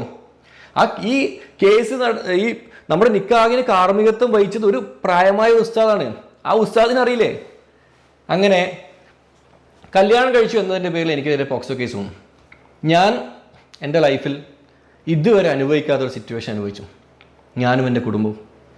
കാരണം ബാക്കി എന്ത് കേസും എനിക്ക് വിഷയമില്ല, പക്ഷെ പോക്സോ കേസ് എന്ന് പറയുമ്പോൾ ഒരുപാട് കുടുംബങ്ങൾ എന്നെ കാണുമ്പോൾ അകലാൻ തുടങ്ങി. കുട്ടികളൊക്കെ എൻ്റെ അടുത്ത് വരുമ്പോൾ അകലാൻ തുടങ്ങി. ഞാൻ എൻ്റെ മക്കളെ പോലെ കാണുന്ന എൻ്റെ മക്കളുണ്ട്, ഫോളോവേഴ്സ് ഫാമിലിയൊക്കെ വരുമ്പോൾ കാണാം, കുഞ്ഞു കുഞ്ഞു മക്കളൊക്കെ ഞാനൊക്കെ ചേർത്ത് പിടിച്ചിട്ട് ഫോട്ടോ എടുക്കുന്ന മക്കളാണ്. എനിക്ക് അവരുടെ അടുത്തേക്ക് പോകാൻ എനിക്ക് മടി വന്നു. സീരിയസ്ലി പോക്സോ കേസ് വന്നു കഴിഞ്ഞ വിഷയം തന്നെയാണ്. കാരണം പോക്സോ എന്ന് കേൾക്കുമ്പോഴത്തേക്ക് എല്ലാവർക്കും മൈൻഡിൽ ഫസ്റ്റ് വരിക ചെറിയ കുട്ടി, ഈ സാധനമാണ്. ആർക്കും ഇത് മൈൻഡിൽ വരില്ല. ഇത് കുറേ വർഷങ്ങൾക്ക് മുമ്പ് മല്ലു കല്യാണം കഴിച്ച സമയത്ത് ഭാര്യയുടെ വയസ്സായിരുന്നു, ഇപ്പം ആ ഭാര്യ അങ്ങനെയല്ല 10-30 വയസ്സിന് മുകളിലുള്ള ഒരാളാണ്. അത് ഇപ്പം ആരും അത് കണക്ട് ചെയ്യില്ല. നോർമലി നമ്മുടെ നാട്ടിൽ പോക്സോ എന്ന് പറയുമ്പോഴത്തേക്ക് എല്ലാവരുടെയും കണക്ഷൻ പോകുന്നത് എങ്ങനെയാണ്? ചെറിയ കുട്ടി, ആ കേസ് തന്നെ. അപ്പം അന്ന് സഫർ ചെയ്യേണ്ട ഒരു സിറ്റുവേഷൻ മല്ലുവിനാണെങ്കിലും മല്ലുവിൻ്റെ മകനാണെങ്കിലും വൈഫിനാണെങ്കിലും ഒക്കെ. മകൻ സ്കൂളിൽ പോകുന്നതാണ്, ഭാര്യ പുറത്ത് പോകുന്നൊരു വ്യക്തിയാണ്, മല്ലും പുറത്തിറങ്ങുന്ന ഒരു വ്യക്തിയാണ്. സോ അങ്ങനത്തെ സിറ്റുവേഷൻ ഫേസ് ചെയ്യേണ്ടതെന്ന് പറഞ്ഞാൽ അത് ഫേസ് ചെയ്ത ഒരാൾക്ക് മാത്രമേ എന്ത് ചെയ്യാൻ പറ്റുള്ളൂ. അത് ഭയങ്കര ബുദ്ധിമുട്ടായിരിക്കും. കാരണം ഇയാൾക്ക് തന്നെ ഒരുപാട് കമ്പനികൾ, ഒരുപാട് റിലേഷൻ, ഒരുപാട് ആളുകൾ പരിചയമുള്ളതല്ലേ. ഇപ്പോൾ പല ആളുകൾ അത് കാണിക്കുന്നുണ്ടാവില്ല, എന്നാലും നമ്മളെ ഉള്ളിലൊരു ഇതുണ്ടാവില്ല, ഞാനിങ്ങനെ ഒരു കേസിലെ പ്രതിയാണ്, ഇവരൊക്കെ നമുക്ക് തന്നെ തോന്നും ചിലപ്പോൾ അങ്ങനെ ഒരു കേസിലിരിക്കുമ്പോൾ കുട്ടികളും മക്കളൊന്നും നമ്മുടെ അടുത്തേക്ക് വരാതെ. ഇനിയിപ്പോൾ അതല്ലെങ്കിൽ പോലും നമുക്ക് എന്തായാലും തോന്നും. അങ്ങനത്തെ ഒരു സാധനമൊക്കെ അനുഭവിച്ചതിനെ കുറിച്ചിട്ടൊക്കെ മൂപ്പര് ഇതിനകത്ത് നമുക്ക് എക്സ്പ്ലെയിൻ ചെയ്യാൻ പോലും പറ്റില്ല. അത് അനുഭവിച്ച ആളെ അനുഭവം തന്നെ ആയിരിക്കും. എങ്ങനെയാണ് കേസ് തീർന്നത് വെച്ചാൽ അറിയാലോ, കല്യാണം കഴിച്ചു എന്ന പേരിലാണ് എനിക്കൊരു കേസ് വന്നത്. കേസിന്റെ അവസാന ഘട്ടത്തിൽ അവളുടെ വീട്ടുകാരും ഉപ്പയും പള്ളിക്കാരും എല്ലാവരും പ്രതിസ്ഥാനത്ത് വരുന്നൊരു സിറ്റുവേഷൻ വന്നു. മനസ്സിലായല്ലോ? കാരണം കല്യാണം ഒരു ബാലവിവാഹമാണെങ്കിൽ, ശൈശവ വിവാഹമാണെങ്കിൽ കല്യാണം കഴിപ്പിച്ചു കൊടുത്ത ആൾക്കാരും എല്ലാവരും അതിൽ പ്രതികളാവും. അങ്ങനെ ഒരു സിറ്റുവേഷൻ വന്നപ്പോൾ അവരായിട്ട് വന്നിട്ട് കോടതിയിൽ സത്യം പറഞ്ഞു. ഇത്രയേ ഉള്ളൂ, കല്യാണം കഴിക്കുമ്പോൾ അവർക്ക് 18 വയസ്സായിട്ടുണ്ട്. നിങ്ങളെല്ലാവരും ഈ കംപ്ലീറ്റ് ജനങ്ങൾ അവർ വിഡ്ഢികളാക്കിയിട്ടാണ്. എല്ലാ ജനങ്ങളെടുത്തും എല്ലാ മാധ്യമങ്ങളെടുത്തും അവർ പോയിട്ട് പറഞ്ഞത് 18 വയസ്സായിട്ടില്ലാണ്. 18 വയസ്സായിട്ടുണ്ട്. 18 വയസ്സായപ്പോൾ തന്നെയാണ് ഞാൻ കല്യാണം കഴിച്ചത്. 18 വയസ്സായിട്ട് കല്യാണം കഴിച്ച് ഒന്ന് മറച്ചു വെച്ചിട്ട് പണ്ട് ഏതോ അവർ സ്കൂൾ പഠിച്ചിട്ടില്ല. ഫസ്റ്റ് ഓഫ് ഓൾ 9ാം ക്ലാസ്സിൽ അവർ പഠിച്ചിട്ടുള്ളൂ, 10ാം ക്ലാസ് അവർ പഠിച്ചിട്ടില്ല. മലയാളം എഴുതാനും വായിക്കാനും അറിയാത്തൊരു വ്യക്തിയാണ്, ഗൾഫിലാണ് ജീവിച്ചത്. അപ്പോൾ ആ ഏതോ ഒരു സ്കൂളിൽ കൊടുത്ത ഒരു സർട്ടിഫിക്കറ്റിൻ്റെ ബലത്തിലാണ് ഏജ് മാറ്റിയിട്ട് എനിക്കെതിരെ കേസ് കൊടുത്തത്. എന്തുകൊണ്ടാണ് കേസ് കൊടുത്തതെന്ന് ചോദിച്ചപ്പം അവർ കൊടുത്ത ആൻസർ എന്താ? ഇവർ 2 വർഷം മുന്നേ ഇവർ വീഡിയോയിൽ എനിക്ക് ഒരു പരാമർശം നടത്തിയിരുന്നു. അതിന് പ്രതികാരമായിട്ടാണ് ഞാൻ ഈ കേസ് കൊടുത്തത്. ഒരു വീഡിയോയിൽ ഒരു പോയിന്റ് പറഞ്ഞതിന് പ്രതികാരമായിട്ട് എനിക്കെതിരെ കേസ് കൊടുത്തു. ഞാനത് വിശ്വസിക്കില്ല. കാരണം എന്താ പറയുക, മല്ലു നേരത്തെ പറഞ്ഞ ഒരു പോയിന്റ് ഇരിക്കുന്നുണ്ട്. മല്ലുവിനെതിരെ ഒരു കേസ് വന്നു. ആ കേസ് ഒരു വലിയ കേസാണ്. ആ കേസ് വന്ന സമയത്ത് ഈ പറഞ്ഞ ആളുകളെ വേറെ പലരും ഇങ്ങനൊരു കേസ് ഇവർ പണ്ട് കൊടുത്തിട്ടുണ്ടായിരുന്നു എന്നുള്ളത് അറിഞ്ഞിട്ട് സമീപിച്ചതിനെ തുടർന്നിട്ട് അവർക്കൊരു കാരണം വേണം. എന്തിന്? അടുത്തൊരു കേസ് കൊടുക്കാൻ. അവിടെ ഫ്രെയിമിംഗ് ആണ്. ഒരു വ്യക്തിയെ കൃത്യമായിട്ട് ഒരു കേസിലേക്ക് ഫ്രെയിം ചെയ്യലാണ് നടന്നത്. ഒരു ഗൂഢാലോചന, ഒരു ഫ്രെയിമിംഗ് ആണ് നടന്നത്. അങ്ങനെയുള്ള സാഹചര്യത്തിൽ ഇവരിങ്ങനെ വന്നിരുന്നിട്ട് ഇപ്പോൾ എന്താ പിന്നെ ഈ ഇങ്ങനൊരു കേസ് കൊടുക്കാൻ പോകുമ്പോൾ സ്വന്തം ഉപ്പയും പള്ളിക്കാരും കുടുങ്ങുന്ന അറിയാനിട്ടാ. മനസ്സിലായി? എടുത്തു ചാടുക. അത് മാത്രമല്ല, ഒരു കേസിന് പോണ സമയത്ത് വക്കീലും കൂട്ടങ്ങളും പറഞ്ഞു കൊടുക്കാൻ 100 ആള് കാണുമല്ലോ, അവരാരും പറഞ്ഞു കൊടുക്കില്ലേ? മനസ്സിലായോ? അല്ല, സ്വാഭാവികമായിട്ടും ഈ കേസിനെ കുറിച്ച് കുറച്ചറിയുന്ന ആൾക്കാരാണെങ്കിൽ പറയും, അപ്പോൾ നിങ്ങളെ കല്യാണത്തിന് ആരൊക്കെ ഉണ്ടെന്ന്, അപ്പോൾ അവർക്കൊക്കെ ഇത് ബാധിക്കും എന്നുള്ളത് സ്വാഭാവികമായിട്ടും മനസ്സിലാക്കും. അതെ. അപ്പൊ അത് അറിഞ്ഞുകൊണ്ടും ഒരു കള്ള സർട്ടിഫിക്കറ്റ് ഉണ്ടാക്കി ഈ കേസിന് പോകണം എന്നുണ്ടെന്നുണ്ടെങ്കിൽ അവർക്ക് വേറെന്തോ വലിയൊരു ബെനിഫിറ്റ് അതിൽ കിട്ടാനുണ്ട്. അതാണ് എൻ്റെ തോട്ടാട്ടോ പറയുന്നത്. എനിക്ക് അങ്ങനെയാണ് ഈ സാധനം ഫീൽ ആവുന്നത്. അവിടെയാണ് മല്ലു പറഞ്ഞ കാര്യങ്ങളിലേക്ക് എന്ത് വീണ്ടും കണക്ഷൻ പോകുന്നത്. ആരൊക്കെ, എങ്ങനെയൊക്കെ, എന്ത് സംഭവിച്ചു, എന്തായിരുന്നു ആ വിൻ ഡീല്. അല്ല, ഇത്രയും കാര്യങ്ങളൊക്കെ ചെയ്യാൻ ഇവര് മാത്രമായിരിക്കില്ല എന്നുള്ളത് നമുക്ക് ചെറിയൊരു ബുദ്ധി വെച്ച് ആലോചിച്ചാൽ തന്നെ അറിയാം. ഈ റമദാൻ മാസത്തിൽ എനിക്ക് ചെയ്യാൻ പറ്റുന്നത് ഞാൻ അവർക്ക് പൊരുത്തപ്പെട്ടു കൊടുത്തിരിക്കുന്നു. എന്നെയും എൻ്റെ കുടുംബത്തെയും ഉപദ്രവിച്ചതിന് ഞാൻ പഠിച്ചവനോട് പറയുന്നത്, നിങ്ങൾ അവർക്ക് പൊരുത്തപ്പെട്ടു കൊടുത്തത്. റമദാൻ മാസത്തിൽ ഞാൻ അവർക്ക് കൊടുക്കുന്ന ഒരു സക്കാത്തായിട്ട് അത് കണ്ടാൽ മതി. ഞാൻ അവർക്ക് പൊരുത്തപ്പെട്ടു കൊടുത്തു. ഞാനിതിൻ്റെ പുറകിൽ ഞാനിനി ഒരു തരത്തിലുള്ള മാനനഷ്ട കേസോ അവർക്കെതിരെ വേറെ ഡിഫമേഷൻ കേസോ ഒന്നും ഫയൽ ചെയ്യാനുള്ള അതിനോട് ഞാൻ യോജിക്കില്ല ഒരിക്കലും. അതിനോട് എനിക്ക് ഒരിക്കലും യോജിക്കാൻ പറ്റില്ല. അല്ലേ? അതിനെ യോജിക്കാൻ പറ്റുമോ? അതെനിക്ക് യോജിക്കാൻ പറ്റില്ല. അതായത് കേസ് കൊടുക്കുക. ഇപ്പം നമുക്കെതിരൊരു കേസ് ഇപ്പം ഞാൻ യോജിക്കില്ല എന്ന് പറയുമ്പോൾ മല്ലു അത് മാറ്റണം എന്നോ അല്ലെങ്കിൽ മല്ലു കേസ് കൊടുക്കണം എന്നൊക്കെ മല്ലുവിൻ്റെ ഇഷ്ടമാണ്. അല്ലേ? അല്ല, അത് ഇത്രയും അനുഭവിച്ചിട്ടും അത് പൊരുത്തപ്പെട്ടു കൊടുക്കുക എന്നുള്ളത് അത്രേ ഉള്ളൂ. അതിപ്പോ നമുക്കത് ഉൾക്കൊള്ളാൻ പറ്റുമോ എന്നുള്ളത് മല്ലുവിന്റെ അതല്ല. അതെ, അത് നമ്മൾ ഉൾക്കൊള്ളണോ അല്ലെങ്കിൽ നമ്മളത് എടുക്കണോ എന്നുള്ളത് മല്ലുവിന് പറയാൻ പറ്റില്ല. മല്ലു പൊരുത്തപ്പെട്ടു കൊടുത്തു. മല്ലു ഈ മാസത്തിന്റെ പ്രത്യേകതയും ഈ കാര്യങ്ങളൊക്കെ പറഞ്ഞ് മല്ലു അത് പൊരുത്തപ്പെട്ടു കൊടുത്തു. എന്നെ സംബന്ധിച്ചിടത്തോളം ഞാൻ ഏത് മാസത്തിലാണെന്നുണ്ടെങ്കിലും ഏത് അവസ്ഥയിലാണെന്നുണ്ടെങ്കിലും എന്നെ ചതിച്ച് എന്നെ ഫ്രെയിം ചെയ്ത് ഇപ്പോൾ പല സാഹചര്യങ്ങളിലും പൈസയ്ക്ക് ആവശ്യം വന്നിട്ടായിരിക്കാം പല രീതിയിലും ഇങ്ങനത്തെ കാര്യങ്ങൾ ചെയ്തിട്ടുണ്ടാവുക. ഓക്കെ, എക്സിസ്റ്റൻസിനാണ്, സർവൈവലിനാണ് എന്നുള്ളതൊക്കെ നമുക്ക് മനസ്സിലാക്കാം. ഇപ്പം നമ്മളാണെന്നുണ്ടെങ്കിലും അങ്ങനത്തെ ഒരു അവസ്ഥയിലുള്ളപ്പോൾ നമ്മൾ എന്ത് ചെയ്യും? നമ്മളൊരു കാശുണ്ടെന്നുണ്ടെങ്കിൽ ഓക്കെ പോട്ടെ എന്ന് വിചാരിക്കും, ഫൈൻ. പക്ഷെ അതൊക്കെ ഒരു പരിധിയിൽ കൂടുതൽ, ഒരു പരിധി വിട്ട് നമ്മളെ തന്നെ നമ്മളെ ഇമേജ് ടാർണിഷ് ആവുന്ന മുതൽ, നമ്മളെ പ്രൊഫഷണൽ ലൈഫ് ടാർണിഷ് ആവുന്ന മുതൽ, നമ്മളെ പേഴ്സണൽ ലൈഫ് വളരെ മോശമായി രീതിയിൽ വളർന്നു വരുന്ന ഒരു ചെറുപ്പക്കാരനെ അങ്ങോട്ട് അടിച്ചിരുത്താൻ പറ്റുന്ന എല്ലാ സാധനവും ചെയ്തു വെച്ചു. അങ്ങനെയൊക്കെ ആവുമ്പോൾ അതും ഒരു കൃത്യമായ സമയം ഒരു കേസിലാണ് എന്നറിഞ്ഞത് കൊണ്ട് അതേ സമയത്ത് തന്നെ വരുമ്പോൾ അതിൽ കൃത്യമായ ഗൂഢാലോചനയാണ് എന്നുള്ളത് മനസ്സിലാക്കി കഴിഞ്ഞിട്ടും ഒരാൾ പുറത്തു കൊടുക്കുന്നുണ്ടെങ്കിൽ നിങ്ങൾ പുറത്തു കൊടുത്തോ, നോ വറീസ്. എന്നോട് പേഴ്സണലി ചോദിച്ചു കഴിഞ്ഞാൽ ഞാൻ പറയുന്നത് കോടതിയെങ്കിലും സ്വയമേ കേസ് എടുക്കണം.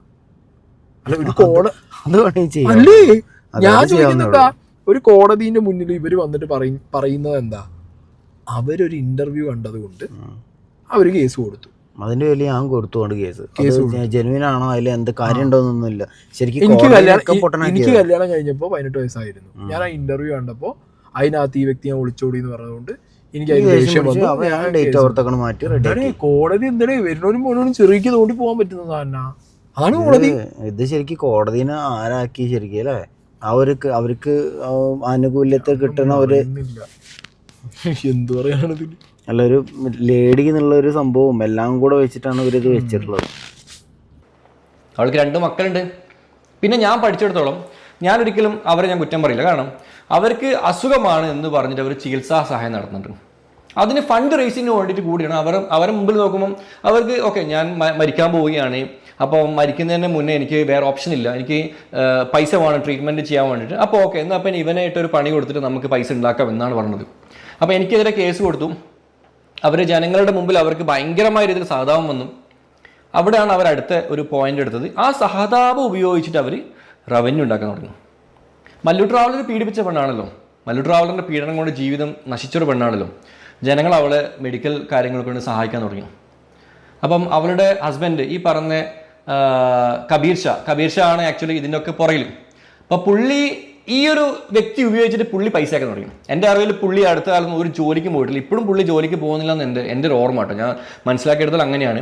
അപ്പോൾ പുള്ളിക്ക് ഈ ചാരിറ്റി വഴി 10, 60, 70 ലക്ഷം രൂപ ഇവരുടെ അക്കൗണ്ടിലേക്ക് വരാൻ തുടങ്ങി. ചാരിറ്റി പേജുകളിൽ കഴിഞ്ഞ ദിവസം എനിക്ക് അതിലുള്ള ഒരാൾ, ആ ഗ്രൂപ്പിലെ മെമ്പർ ഒരാൾ എനിക്ക് കാണിച്ചു തന്നിരുന്നു. ആ ഗ്രൂപ്പൊക്കെ പൂട്ടിപ്പോയി. ഇവർ സാമ്പത്തികപരമായി തട്ടിപ്പ് നടത്തി എന്ന് പറഞ്ഞിട്ട് അവരെ ഗ്രൂപ്പ് പൂട്ടി. അതാണ് ചാരിറ്റി നടത്തി ചികിത്സിക്കാരെന്ന് പറഞ്ഞ് ചാരിറ്റി ഞാൻ മരണപ്പെടുകയാണ്, എത്രയും പെട്ടെന്ന് മരണപ്പെടും, എനിക്ക് ഇന്ന അസുഖമാണ് എന്ന് പറഞ്ഞിട്ട് 10 ലക്ഷം ആദ്യം, പിന്നെ അത് 50,000, പിന്നെ 60,000, പിന്നെ 1,70,000 ഓരോ തവണയും പോസ്റ്റുകൾ വരുമ്പോൾ ഇങ്ങനെ പൈസ കൂടി വരുത്താം. അപ്പൊ ഇവർക്ക് കൈ നനയാതെ മീൻ പിടിക്കാനുള്ള ഒരു വസ്തുവായിട്ട് ഈ ചാരിറ്റി മാറി. അല്ല ഇതിന് നല്ലത് അസുഖം അവരെ സംബന്ധിച്ചിടത്തോളം അസുഖം മാറാതിരിക്കാനല്ല ഇതിനും നല്ലത്.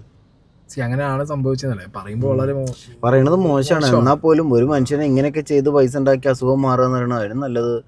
എനിക്ക് അങ്ങനെ തോന്നുന്നത്. ഓക്കെ, ഞാനത് എന്താ പറയാ, എനിക്ക് അതിനോട് അത്ര, കാരണം അസുഖമുള്ള ഒരാളാണ്, നമുക്കറിയാം അസുഖമുള്ള ഒരാളാണ്. പക്ഷെ വേറൊരാളെ കൊന്നിട്ടല്ലല്ലോ, അല്ലെങ്കിൽ ഒരാളെ അങ്ങോട്ട് ഇല്ലാതാക്കിയിട്ടല്ലല്ലോ നമ്മൾ അസുഖം മാറ്റി. അത് ഞാൻ നിങ്ങൾ പറഞ്ഞ കാര്യം എനിക്ക് മനസ്സിലായി. പക്ഷെ അതിനോട് എന്താ പറയാ, ആ ഒരു കാര്യത്തിനോട് എനിക്ക് എന്തോ വരാൻ പറ്റുന്നില്ല. ബട്ട് ഞാൻ പറയുന്ന ഒരു കാര്യം ഇതിന് അകത്ത് എന്താന്ന് വെച്ച് കഴിഞ്ഞാൽ, തട്ടിപ്പാണ് എന്ന് മല്ലു പറയുന്നു, ഗ്രൂപ്പ് ഉണ്ടാക്കി എന്ന് മല്ലു പറയുന്നു, ഗ്രൂപ്പിനകത്ത് ഇത് തട്ടിപ്പാണ് എന്ന് മനസ്സിലായതിനു ശേഷം ഗ്രൂപ്പ് പൂട്ടിപ്പോയി എന്ന് മല്ലു പറയുന്നു. 6 ലക്ഷമോ 6,000മോ 60,000മോ അല്ല, 60 ലക്ഷം എന്നൊക്കെയാണ് മല്ലു പറയുന്നത്. അതിനൊക്കെയുള്ള പ്രൂഫൊക്കെ മല്ലുവിന്റെ അടുത്തുണ്ടോ? കാണുമായിരിക്കും, അല്ലാതെ ചുമ്മാ വന്നിരുന്നു. ഈ നാളെ ഡിഫമേഷൻ കിട്ടിയാലോ, വെറുതെ എമൗണ്ട് അടിച്ചു വിടാനും പറ്റില്ല, പറയാൻ പറ്റില്ല. പിന്നെ അത് മാത്രമല്ല, ഇങ്ങനെ ഒരു ഗ്രൂപ്പിൽ 60 ലക്ഷം വരുന്നുണ്ടെങ്കിൽ ആ ഗ്രൂപ്പിൽ എത്ര പേര് കാണും? ആ ഗ്രൂപ്പിലുള്ളവർ ഇനിയിപ്പോൾ ചിലപ്പോൾ ഈ വീഡിയോ കഴിഞ്ഞതിന് ശേഷം ഇതൊരു ചർച്ച ചെയ്യാൻ ചാൻസ് ഉണ്ട്.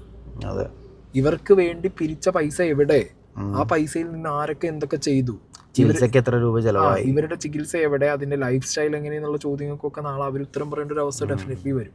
ഓക്കെ, അതിനുള്ള ഒരു നൂലാണ് ആരിട്ട് കൊടുത്തത്, മല്ലിട്ട് കൊടുത്തിട്ടുള്ളത്. ഓക്കെ, അതിന്റെ ഒരു ഓഡിറ്റിംഗ് ഡെഫിനറ്റ്ലി നടക്കുന്നുള്ളതാണ് എനിക്ക്. പൈസ അയച്ചു കൊടുത്ത എല്ലാവരും മനസ്സിലുണ്ടാവും. ഇതിപ്പോ മല്ലു പറയുന്നത് പൈസ അയച്ചു കൊടുത്ത ആളുകൾ കേട്ട് കഴിഞ്ഞാൽ അവരെന്താണെങ്കിലും ഡെഫിനറ്റ്ലി അത് ചോദിക്കും.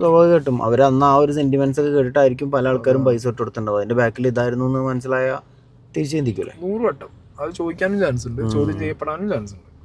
എങ്കിൽ ബഹുമാനപ്പെട്ട കോടതി ജാമ്യം തന്നു. പോക്സോ കേസ് ആയിട്ട് കൂടി ബഹുമാനപ്പെട്ട കോടതി ജാമ്യം തന്നു. കാരണം ഈ ഒരു കേസ് വായിക്കുന്ന ആർക്കും മനസ്സിലാവും ഇതിലൊരു കള്ളത്തരം ഉണ്ടെന്നില്ല. കാരണം 2012 നിങ്ങൾ നോട്ട് ചെയ്യണം, 2012 ഞാൻ കല്യാണം കഴിച്ചു എന്ന് പറഞ്ഞിട്ടാണ് 2023 കേസ് കൊടുത്തത്. 11 വർഷത്തിന് ശേഷം. പിന്നെ പലരുടെയും തെറ്റിദ്ധാരണയുണ്ട്, എൻ്റെ ആദ്യ ഭാര്യ 18 വയസ്സുള്ള ചെറിയ കുട്ടിയാണെന്നല്ല. അവൾക്കിപ്പോൾ 30-31 വയസ്സുണ്ട്, 30 വയസ്സിന് മുകളിലുണ്ട് എൻ്റെ അറിവിൽ. അപ്പോൾ അവളിപ്പോൾ ഒരു യുവതിയാണ്, അവൾ വേറെ കല്യാണം കഴിച്ചു, അതിൽ 2 കുട്ടികളുണ്ട്, എന്നിട്ടാണ് കേസ് കൊടുക്കുന്നത്. ഒരു പെണ്ണിനെ ഞാൻ പീഡിപ്പിച്ചു, ആ പെണ്ണ് പീഡിപ്പിച്ചതിന് 1 മാസം 1 കൊല്ലം 5 കൊല്ലം കഴിഞ്ഞിട്ട് കൊടുത്ത ഓക്കെ. ഇത് 11 കൊല്ലത്തെ ഗ്യാപ്പ്. ഈ 11 കൊല്ലത്തിനിടയിൽ അവൾ വേറെ കേസ് എനിക്കെതിരെ കൊടുത്തിട്ടുണ്ട് സെയിം സ്വഭാവത്തിൽ, അത് അവൾ പൈസ വാങ്ങി പിൻവലിച്ചിട്ടുണ്ട്. അതേ സ്വഭാവത്തിലുള്ള കേസ് അതിൽ പോക്സോ കൂടി ഒന്ന് ആഡ് ചെയ്തിട്ടാണ് ഇപ്പം 11 വർഷത്തിന് ശേഷം അവൾ കൊടുക്കുന്നത്. എന്തെന്നാ ഇതൊക്കെ പറയാൻ പറ്റില്ല. ഇതിപ്പോ ഇതൊക്കെ കേട്ട് ചിന്തിക്കുന്നവര് വിചാരിക്കും ഇതിലും ഇനി പൈസ മേടിച്ചിട്ടുണ്ടാവും. അതെ, മോഡസേ എല്ലാം ചെയ്ത മോഡസ് ഉണ്ടല്ലോ ഇതിനകത്തില്ലേ. ഓരോരുത്തർക്കും ഒരു പാറ്റേൺ ആണല്ലോ, മനസ്സിലായില്ലേ? ഒരേ പാറ്റേൺ ആവർത്തിക്കും എന്നുള്ളതാണല്ലോ. ഒരു റിസ്ക് എടുക്കാനും പറ്റില്ല, കാരണം ഇത് അങ്ങനെയാണെങ്കിൽ കോടതി പിടിച്ച് അകത്തിടും, കോടതി ഓർത്ത് വിടും. അല്ല അങ്ങനെ ഈ ലേഡീനല്ലേ, പിന്നെ അത് ക്യാഷ് മേടിച്ച് തീർത്താണെന്നുണ്ടെങ്കിൽ എങ്ങനെയായാലും പെടും. അപ്പൊ ഇത് എനിക്ക് തോന്നുന്നത് എന്താന്ന് വെച്ച് കഴിഞ്ഞാൽ, ഇതില് ഞാൻ പറഞ്ഞല്ലോ ഒരു ഫ്രെയിമിംഗ് ഉണ്ട്. ഈ കേസിൽ ആദ്യ ഭാര്യ കൊടുത്ത കേസിൽ ഫ്രെയിമിംഗ് ഉണ്ട്. ആ ഫ്രെയിമിംഗ് ചുറ്റിപ്പറ്റിയിട്ട് അങ്ങോട്ടും ഇങ്ങോട്ടും എന്തൊരു മ്യൂച്വൽ സാധനവും കിടക്കുന്നുണ്ട് തോന്നുന്നു. ആരാണ് ഫ്രെയിം ചെയ്തത്, എന്തിനു വേണ്ടി ഫ്രെയിം ചെയ്തു, എന്തായിരുന്നു ആ ഫ്രെയിമിങ്ങിൻ്റെ കാരണം എന്നുള്ളത് അതിനി മല്ലു പിന്നാലെ പോകാത്തതുകൊണ്ട് വരില്ലായിരിക്കാം.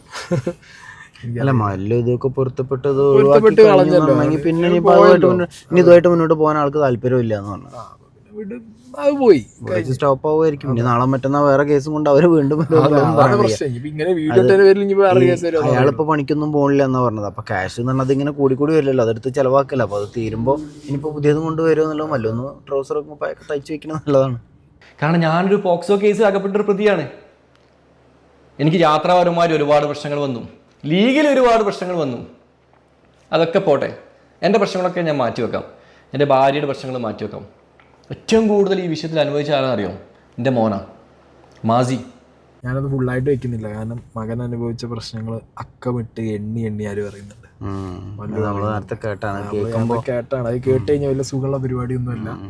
നാളെ മക്കളായിട്ടിരിക്കുന്ന ഒരു കുട്ടികൾക്കും ഇങ്ങനൊരു സ്റ്റേജ് വരാതിരിക്കട്ടെ എന്നുള്ളത് മാത്രമേ എനിക്ക് പറയാനുള്ളൂ. ഈ ഒരു സ്റ്റേജിൽ കൂടെ ഒക്കെ കടന്നു പോയിട്ടു ആ മകനെ മല്ലു ഇങ്ങനെ ചേർത്ത് പിടിച്ചുകൊണ്ടാണ് ആ കുട്ടിക്ക് ഒരു പ്രശ്നമില്ലാതെ പോണത്. വേറെ ഒരു കുട്ടികൾക്കും സഹിക്കാൻ പറ്റുന്ന കാര്യങ്ങളാവാൻ ചാൻസ് ഉള്ളത്.